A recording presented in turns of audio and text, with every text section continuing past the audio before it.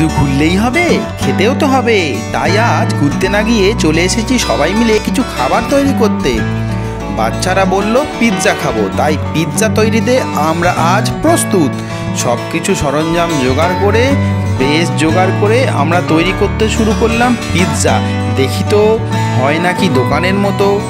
খুবই সহজ, কিন্তু একটু শর্টকাটে করতে হলে বাইরে থেকে বেসটা কিনে নিন, তারপর তৈরি করে ফেলুন এই পিৎজা। একটি চাটনি তৈরি করে নিন শুকনো লঙ্কা, রসুন এবং টমেটো পুড়িয়ে, আর সেই বেসটার ওপরে এইটা লাগিয়ে দিন এবং মেয়োনিজ দিয়ে দিন। তারপর পেঁয়াজ, ক্যাপসিকাম এবং সুইট কর্ন, এর ওপরে অবশ্যই চিলি ফ্লেক্স এবং অরিগানো দিয়ে দিতে হবে গার্নিশ করার সময়। চলুন, ভালো লাগলে অবশ্যই আপনাদের দেখাচ্ছি। আপনারা কিন্তু ফলো করতে থাকুন আমার এই চ্যানেলটিকে।